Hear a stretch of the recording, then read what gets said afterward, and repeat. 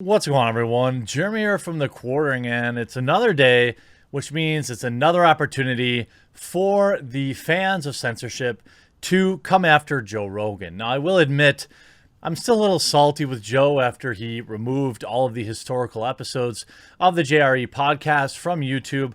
It's a move that I knew was going to happen, and that's what $100 million gets you. That's fine. I understand. It still sucks, but it is what it is.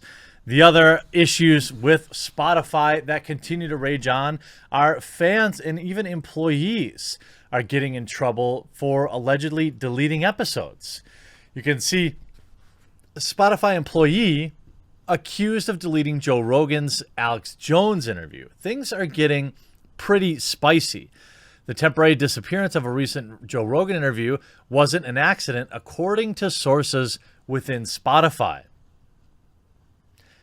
You know whose employees aren't out of control? And I bet you're looking for an amazing gift idea.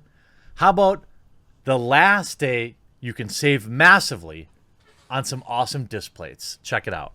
Huge shout out to this video sponsor, Displate. Now I'm reorganizing my set and I brought in a brand new collection of a ton of Cyberpunk 2077 inspired designs, which are all on sale. Wake the f up, samurai. Exclusively using my link. 1 to 2 disc plates, you save 30% off. 3 or more, you get 37% off. And look at that. Oh my god. There's even the quartering designs. There's 5 different quartering designs that you'll see if you follow my link. And there are numerous Cyberpunk 2077 designs, Marvel, outdoor images, sports stuff, whatever you could possibly be into. Displate has something cool to put on your wall in a wide variety of sizes, from this all the way up to basically full wall mosaics when you combine them. And I have a huge thank you for all of you who have supported Displate throughout this year. They make an amazing gift, and if you're stuck inside like most of us are, they make a great way to spruce up your walls. They mount magnetically, so you don't have to stick any holes in your wall. Plus, you can swap them in and swap them out as the season goes, create your own designs, and have a ton of fun with it.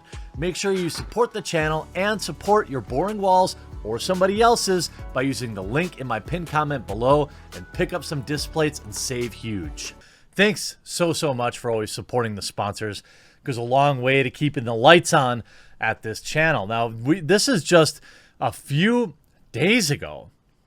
Something strange happened. The episode mysteriously disappeared from the stack of Rogan's podcast, and share links to the podcast became inoperable. Quote, because the theory about the show with the theorist, Rogan quipped about fans sounding the alarm. The episode was uploaded to Spotify, had some cache issues, and wasn't working properly on some devices, so engineers had Jamie re-upload it at the same date, thinking the fix would fix the problem, and it seemed like it was missing. Quote, the cache issues explanations sounded reasonable, except for one problem. As far as we're aware, no other Spotify podcast episode had previously experienced the cache issue mentioned. As you might expect, a lot of Rogan fans were not buying it. The employee's name was not released to Digital Music News, even though we agreed not to publish any identifying information.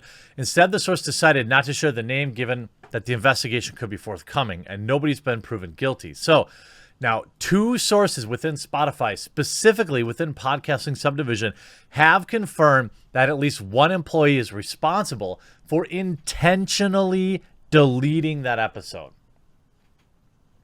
They intentionally deleted it. I can't believe I missed this story. Engineers within Spotify soon started troubleshooting the issue and eventually moved to replace the master file while alerting Rogan and his team. It was never a cache issue. They deleted it. The last part is critical because Rogan himself was apparently not alerted to any foul play. Instead, a second source told Rogan was fed mumbo jumbo related to technical concerns with a lot of tech jargon to throw him off the scent. That seemed to work, with Rogan himself working to dispel any notions that an employee interfered. Exactly what happened is unclear, though it looks like it's a touchy political subject. The second source also noted that Spotify executives may not pursue the issue, given the sensitivity internally over Rogan. Well, you've got to fire him or her. You don't have a choice. Now, as of the 30th, They did deny any foul play in the deleted episode, attributing the issue entirely to a technical glitch. I don't know if I necessarily believe it.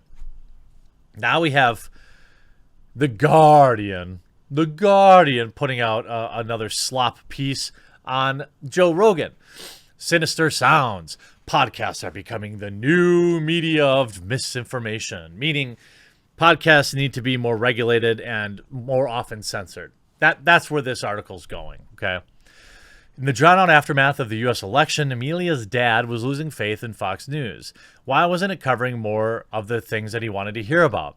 So he turned this and turned that. Yet the role of podcasts in the United States and Australia and across the Anglosphere, people regularly spend hours with strangers talking directly into their ears. Around 1/3 of Australian news consumers are reported to be podcast listeners, and indications are that numbers have grown during the lockdowns. Yet the role of podcasts and information ecosystem has gone largely unexamined, while alt-right figures have been increasingly chased off Facebook and Twitter. Yeah, well, how many of them were actually what you say? Podcasting is shaping up as the next arena where the fight over, quote, questionable content will play out. However, the problem is how to moderate audio content is proving thorny. Take Bannon's War Room. A November episode of the show was removed from YouTube due to some comments he made about the response and blah, blah, blah. The episode remains accessible on Google Podcasts, which is owned by the same company. And while Bannon was booted off Twitter for the comments and the show appeared to be removed from Spotify, you can still find it on Apple Podcasts and Pocket Casts. The more Amelia's dad plunged into the Bannon podcast, the more reluctant he was to wear a mask outside. It's now part of a disinformation pipeline. This is the exact same garbage these clowns produced about YouTube. Remember they had the YouTube to alt-right pipeline garbage article that they were pushing, what was it, last year? I don't know. Time has passed at such a bizarre, weird rate in 2020 that I'm not even sure. It could have been last week, but there is what this is, make no mistake about it. This is legacy media's death throes. This is them trying to sabotage mediums that they know have surpassed them. Look at what this little channel has done. The Quartering. We now have more than 1 million subscribers. On a slow month, I'll average 500,000 daily listeners. This month, it was like 700 to 800,000 daily. Those numbers probably dwarf what somebody like The Guardian gets. They know that. They know that a story can break and I can cover it within minutes. They have huge, giant ships in tiny harbors, and with increasing numbers of people willing to archive their articles, they have dwindling ad revenue. It's a little different on YouTube. I have a percentage of my viewers that I'm so incredibly thankful for, by the way, that back me on Subscribestar or use the join button here on YouTube. Both are critical ways to keep the content flowing, or sponsors. Now, it's easier for a YouTuber to get a sponsor than it is for, say, The Guardian. Apps such as Apple and Google Podcasts are significant gatekeepers of what the kind of audio content reaches our ears, says Elvin Duick, a lecturer at Harvard Law School, although they function more as directories for organizing and discovering shows than social networking platforms and have varying degrees of oversight and control. More control, please. They beg. They want Joe Rogan deplatformed. They want independent content creators destroyed. That's just true.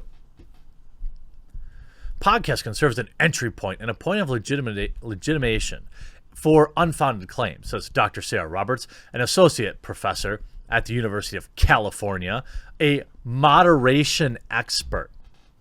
Imagine having that as your title. The net effort is not only to put fake and bogus and debunked claims into a larger public conversation, but to shift the needle entirely on the public's attention and areas of concern. As podcasting grows in stature and revenue, its disinformation problems can't be ignored. Too many podcast platforms have not done the work around content moderation and their bread and butter material, Robert says.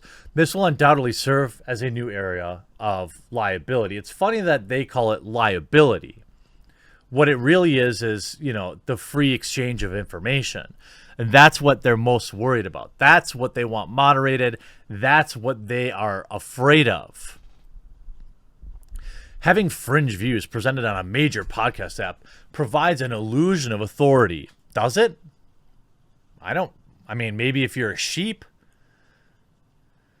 Spotify removed 4 episodes that promoted a theory in October after a report from Media Matters, which is, of course, a corporation that obsesses itself on shutting down free speech. Just because somebody talks about something doesn't make it true. Just because they talk about that and it's on a YouTube video or on Spotify doesn't add any extra legitimacy. Any normal person out there knows that anybody can just upload episodes wherever they want. The idea that, oh no, we have to shut down Joe Rogan or we have to shut down podcasts because the evil monkeys out there will see it as automatically more reliable or more trustworthy simply because they listen to it on Spotify. That's absurd. Before he joined Spotify, Rogan interviewed far-right figures such as Stefan Molyneux and Milo Yiannopoulos, who have now been banned from YouTube and Facebook, respectively, for hate speech, and arguably gave others a big break. Kish, a medical worker in Australia, started listening to the show when Rogan still broadcast from what seemed to be his home office. It was intimate, a bit transgressive. It felt like a third wheel, being able to listen to his conversation he would have with his friends. But he became more critical of how Rogan treated health issues, especially when the thought of giving guests, quote, a pedestal to sell their snake oil. Can you tell me one of the that were selling, as you put it, snake oil? I mean, I'd be curious to see what snake oil is being sold on the show. So what should be done? Well, censorship, of course. Despite his criticism of Rogan, Kish doesn't think Rogan's show should be moderated or removed, though he says it should be scrutinized. He likes the way Twitter labels public figures as misinformation. Oh, I imagine he would. But is unsure where they draw the line. If he somehow found content to be moderated, I think the free publicity would make his podcast and notoriety can only contribute to more listeners. In Amelia's view, removing shows that traffic and disinformation might work. At least it did for her dad. If it wasn't available on YouTube or Apple Podcast Store, then people wouldn't hear it. Yes, nobody would ever be able to seek out information. Absolutely ridiculous. These people are nuts. It's only going to get worse. Support your favorite content creators. Support new tech like BitChute, Odyssey, Rumble, Parler. Stay out there. Get involved. I hope you enjoyed this video. We'll talk to you again real soon.